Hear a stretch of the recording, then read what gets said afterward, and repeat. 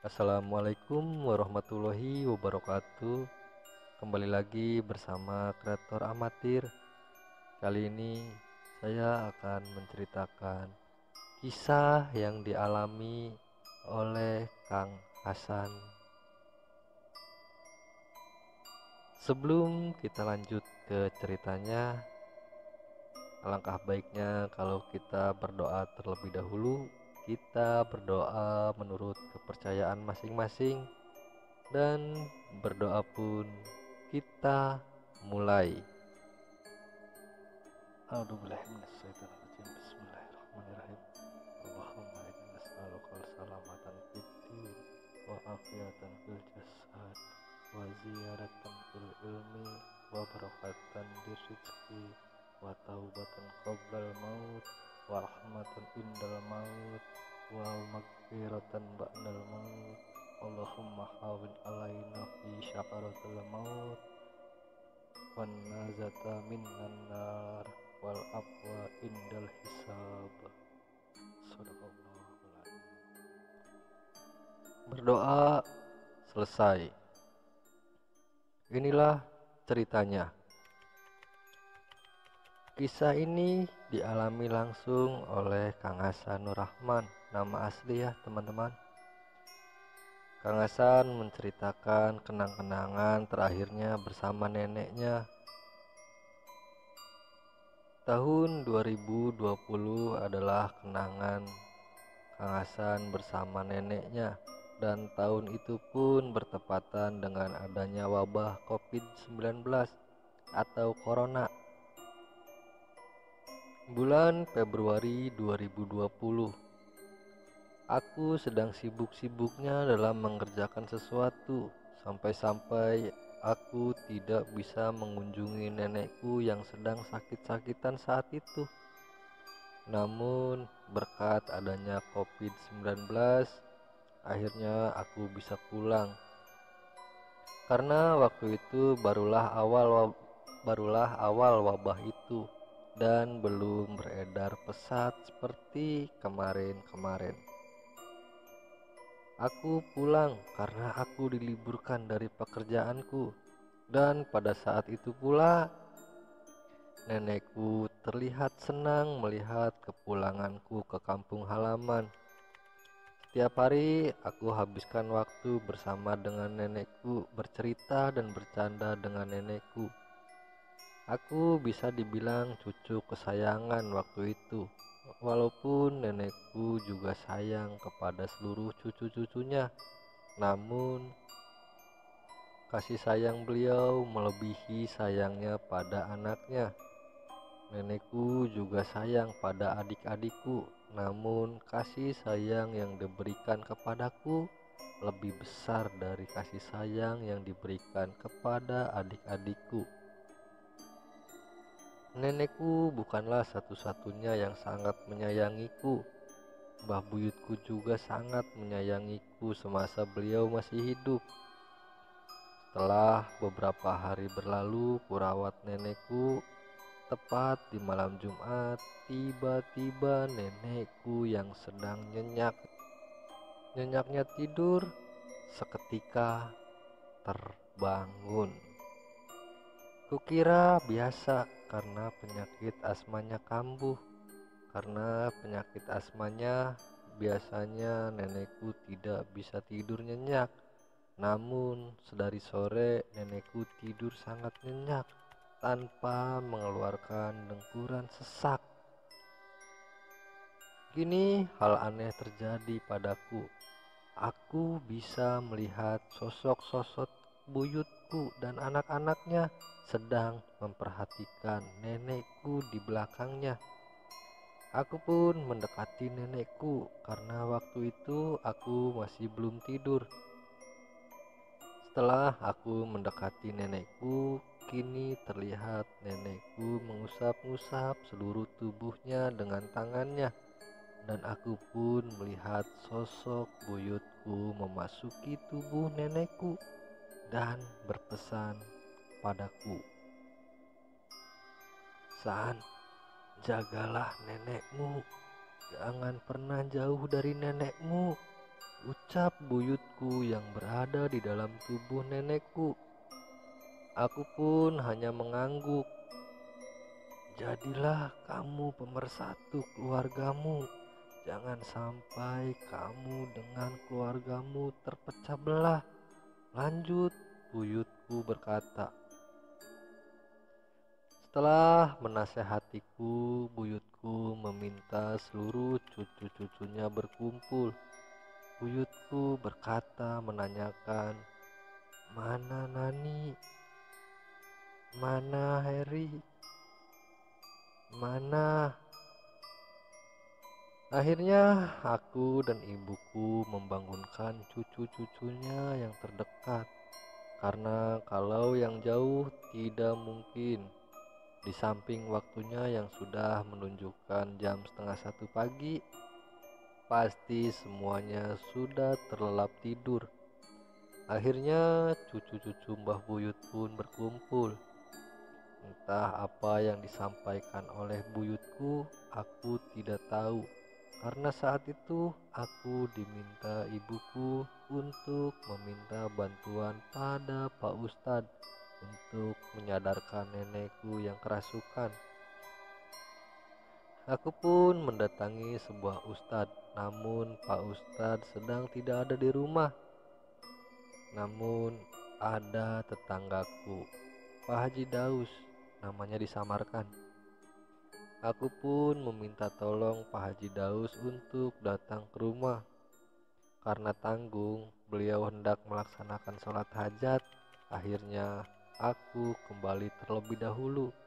Namun kini yang ada dalam tubuh nenekku bukanlah sosok buyutku, melainkan sosok kakekku.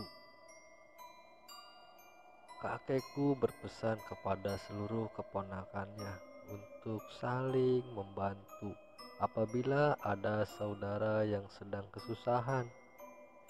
Tidak berapa lama Pak Haji Daus pun datang. Dan kini adiknya lah yang masuk pada tubuh nenekku. Ibuku juga mengenali tata bicaranya dari adik dan kakak-kakaknya nenekku.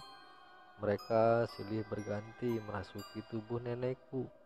Bahkan Haji Daus pun yang membacakan ayat-ayat suci diikuti dan dilanjutkan oleh almarhum adik dan kakaknya nenekku. Jelas aneh lah, nenekku yang ku tahu tidak begitu hafal bacaan ayat-ayat Al-Quran, namun saat itu beliau hafal ayat-ayat yang dibacakan oleh Haji Daus dan malah mengikuti membaca sama percis yang dibacakan Haji Daus. Bahkan saat Haji Daus berhenti membacanya, nenekku malah melanjutkannya. Sampai-sampai Haji Daus pun menyerah dan keluar rumah dan berbincang dengan keluargaku di luar rumah. "Gimana Pak Haji?" tanya amangku.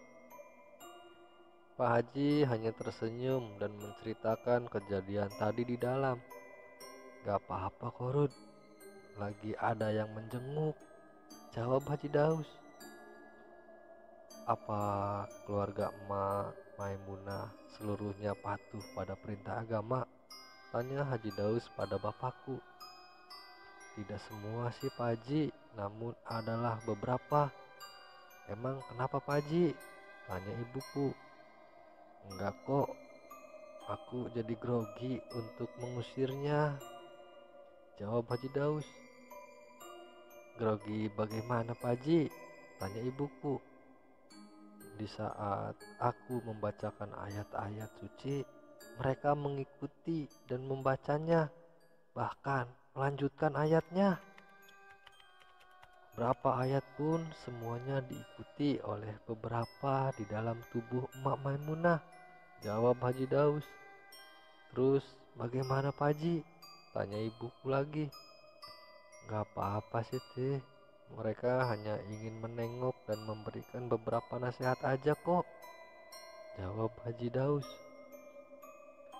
Karena bukan hanya satu orang yang masuk, lebih dari satu, kata Haji Daus lagi. Iya Pak Haji, aku juga tahu kok, dan aku juga bisa mengenali dari logat dan cara bicaranya, jawab ibuku. Aku hanya menjadi pendengar percakapan ibuku dan Pak Haji Daus beserta saudara-saudaraku yang lain. Sedang asik aku mendengarkan ibuku berbicara dengan Haji Daus, dikagetkan dengan teriakan adikku yang menjerit karena dikagetkan oleh adiknya nenekku yang masuk ke dalam tubuh nenekku. Sontak Haji Daus kembali masuk. Aku pun kembali masuk ke dalam rumah. Kini cara bicaranya khas bahasa Jakarta. Setelah aku mengetahui kalau kakek yang masuk ke dalam tubuh kakaknya, aku pun kembali keluar rumah dan menghisap sebatang rokok bersama amang-amangku sembari bercerita. Posisi di dalam, Haji Daus kembali membacakan doa-doa lagi, namun lagi-lagi diikuti oleh almarhum kakek itu. Punten, ini siapa? Tanya Haji Daus. Saya Ano. Dan Anda siapa? Jawab kakek Ano sembari bertanya. Abdi Daus Kang, jawab Haji Daus. Ya Allah Daus, bagaimana kabarnya? Sehat Us? Tanya kakek Ano. Alhamdulillah sehat Kang, jawab Haji Daus. Kang, sudah ya, kasihan Mama Maimunah kecapean, seru Haji Daus. Enggak mau, saya masih betah di sini Us, jawab kakek Ano. Ya sudah Us, lebih baik kamu istirahat saja Us, biar saya yang jagain kakak saya, kata kakek Ano. Namun Haji Daus belum juga meninggalkan nenekku di sana dengan ditemani ibuku di dalam. Mereka saling bercerita tentang pengalaman mereka semasa hidupnya. Dengan sesekali kakek Ano membacakan doa-doa yang belum pernah aku dengar dari mulut nenekku sendiri, namun kini terucap di mulut nenekku dengan kakek Ano yang membacanya.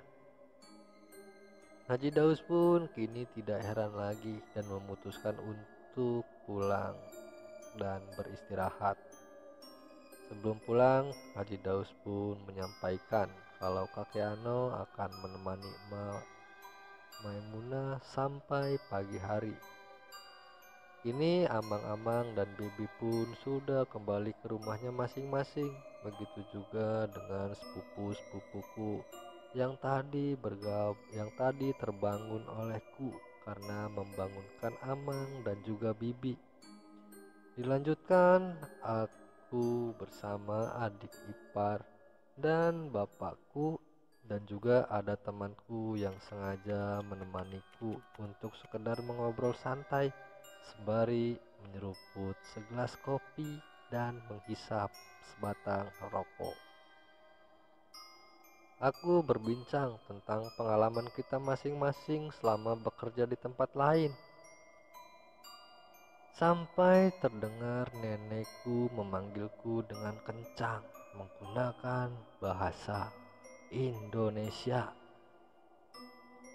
Aku pun sejenak menghampiri nenekku yang masih berbincang dengan ibuku, padahal waktu sudah menunjukkan jam 2 pagi. Namun masih saja belum pergi dari tubuh nenekku. San, jangan jauh-jauh ya, temani emak, ucap kakek Ano yang masih di dalam tubuh nenekku. Iya kek, Hasan gak akan jauh lagi kok, jawabku. Jangan ngerokok terus ya San, kasihan tubuhmu, ucap kakek Ano. Iya kek, jawabku. Temani emak ya, jangan jauh dari emak, dan rawatlah emak selagi emak masih ada, ucap kakek Ano lagi. Aku hanya bisa menjawab iya-iya saja. Sembari berbicara, kakek Ano bercandai adikku dengan tatapan menyeramkan. Seketika adikku menjerit ketakutan. Adikku yang bungsu membisikkan sesuatu dan menyuruhku untuk bertanya pada kakek Ano. "Kek, sekarang emak ada di mana?"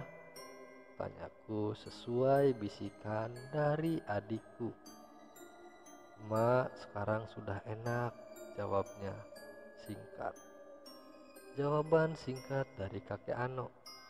Mendengar jawaban itu, aku pun seketika merasakan lemas di sekujur tubuhku. Namun, aku masih melihat Mbah Buyut beserta anak-anaknya masih memperhatikan kami yang ada di dalam rumah. "Ya sudah, kalian tidur istirahat. Besokan harus kerja. Dan kamu, Neng, besok masih harus sekolah. Jadi cepat istirahat," kata kakek Ano. "Cepat tidur, nanti jualannya kesiangan," kata kakek Ano pada ibuku. "Pesan juga cepat tidur, nanti besok capek," lanjut kakek Ano. "Nanti aja kek, mau menemani emak," jawabku. "Sudah, biar kakek aja yang menemani emak," jawab kakek Ano. "Emang kakek kapan perginya?" tanyaku. "Nanti kalau kakek mau pergi, pasti kakek akan pergi. Yang penting kalian istirahat aja dulu," jelasnya. "Ya sudah kalau gitu, San mau keluar dulu, ada teman di luar, gak enak," jawabku. Lalu kulanjutkan berbincang sampai waktu menunjukkan jam 3.30 atau menjelang waktu subuh, dan kembali ke dalam untuk beristirahat. Namun kakek masih belum juga pergi. Kini aku pun tidur dan ibuku bangun untuk pergi berjualan di pasar saat subuh tiba. Menurut cerita ibuku, kakek Ano pergi tepat 5 menit menjelang adzan subuh. Dan aku pun tidak menyadari kepergiannya karena kecapean dan tertidur. Namun setelah kejadian itu, penglihatanku kembali normal. Aku tidak lagi melihat mereka ataupun yang lainnya. Selepas kejadian itu, kini aku pun kembali menjalankan aktivitas seperti biasa lagi dan tak melihat kejadian-kejadian lagi sampai 2 hari menjelang ajal nenek tiba. Saat itu sesuatu hal kembali menghampiriku, namun tak nampak oleh mata. Hanya pendengaranku saja yang sangat peka waktu itu. Saat itu aku sedang bermain atau sedang menuju ke rumah temanku. Baru saja sampai depan rumah dan belum juga aku turun dari motor, aku sudah mendapatkan kabar kalau nenekku tiba-tiba kejang dan tak sadarkan diri dengan napas seperti sesak, dan adikku menyuruhku untuk segera pulang. "Ah, emak terus sadar," ucap adikku di balik telepon. Aku yang mendengar kabar itu pun segera berbalik arah dan pulang dengan mendengar seseorang membisikkan sesuatu. "San, jaga emak, rawat emak," suara bisikan. Aku pun tanpa pikir panjang lagi segera tancap gas untuk pulang. Kebetulan saat itu jalan sedang kosong karena sedang melaksanakan ibadah sholat Jumat. maka aku bisa sampai ke rumah secepat mungkin. Setelah sampai rumah, benar saja nenekku sudah terkapar tak berdaya dengan napas yang terengah-engah. Saat itu juga aku tak bisa membendung air mata, dan air mata pun menetes membasahi pipi. Semenjak saat itulah aku pun tak berpergian kemana-mana, karena suara-suara bisikan yang selalu memintaku untuk tetap tinggal dan merawat nenek sebisa mungkin, dan setidaknya sampai ajalnya tiba. Mulai dari membersihkan badan, mengganti pakaian, dan mengganti popoknya. Walaupun aku laki-laki, tapi apa boleh buat, karena merawat orang sakit harus dibantu dengan tenaga seorang laki-laki untuk angkat-angkat tubuhnya yang lumayan berat. Selama 2 hari, aktivitasku hanya melakukan hal-hal itu dan merawat nenek. Dan selama itu pula, setiap malam telingaku terus dibisiki kata-kata yang menguatkanku untuk terus bersabar dalam merawat nenek yang sedang sakit. Selama 2 hari pula, nenek sudah tidak bergerak dan tidak bisa bersuara sama sekali, yang membuat perasaanku semakin hancur. Namun di malam kedua, selain bisikan-bisikan dari kakek dan juga nenek yang sudah meninggal, kini terdengar suara-suara yang seperti berjatuhan. Itu terjadi bukan hanya di rumahku, melainkan di seluruh rumah keluargaku atau di rumah saudara-saudaraku. Berbarengan dengan suara yang seperti barang-barang berjatuhan, keadaan nenekku semakin tidak beraturan, seperti kejang dan seperti sedang mengalami syakaratul maut. Kita pun mengaji silih berganti sampai adzan subuh tiba. Namun setelah sholat subuh, nenekku menghembuskan napas terakhirnya dengan disaksikan adik, anak, dan cucu-cucunya. Saat itu pula tangisan pun pecah. Aku sebagai anak laki-laki pun tak bisa menahan rasa haru tersebut, dan air mata pun langsung membasahi pipi, bahkan membasahi pakaianku.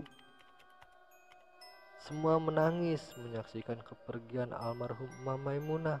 Lagi-lagi terdengar bisikan dari Mbah Buyut. "San, yang sabar ya sayang.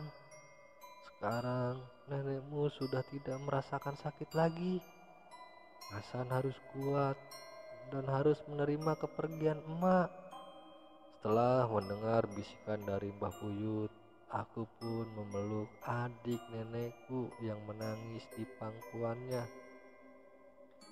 Aku pun langsung memeluk nenekku dan menangis di pangkuannya, karena hanya adik dari nenek pula satu-satunya yang masih bisa kupeluk dan sebagai pengganti nenekku. Dan seketika itu pula tubuhku serasa lemas dan tak berdaya.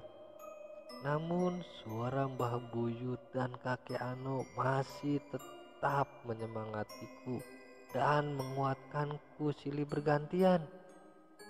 "Yang penting kamu sudah menjalankan kewajiban kamu merawat emas sampai napas terakhir, San," bisikan dari kakek Ano. Aku kembali mendengar bisikan untuk melakukan kewajibanku dengan memindahkan nenek ke tempat pemandian dan ikut memandikan nenekku dengan ditemani petugas memandikan jenazah dan juga ibuku. Kini yang berada di dalam tirai itu hanya aku, ibu, dan petugas yang memandikan nenekku sampai jenazah nenekku dikembalikan ke dalam untuk dikapani. Namun pada saat nenekku dikapani, aku tidak menyaksikannya karena aku sudah tidak kuat melihat nenekku dikapani. Bahkan sampai mengantarkan nenekku ke tempat peristirahatan terakhir pun, aku tak mau digantikan memikul keranda nenek sampai disolatkan. Aku pun masih tetap ikut serta, bahkan sampai menempatkan almarhum nenek di liang lahat pun aku ikut serta. Dengan kenangan terakhirku, ku kecup bagian wajah nenek yang sudah tertutup kapas. Dan saat nenek ditimbun tanah, aku pun hanya bisa memandanginya dari kejauhan dengan keadaan lemas. Namun bisikan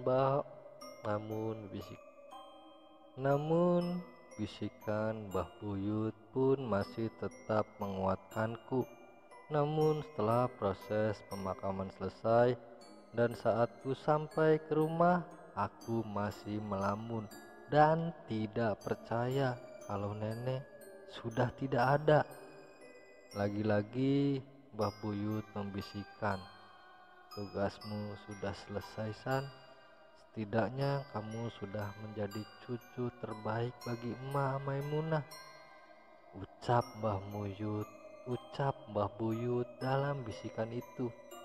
Sampai proses pengajian hari ke-7, kini nenekku menampakkan wujudnya padaku, namun tidak mengucapkan sepatah kata pun, hanya memperlihatkan senyumnya kepadaku dengan ditemani Mbah Buyut beserta anak-anaknya, dan seketika menghilang untuk selamanya.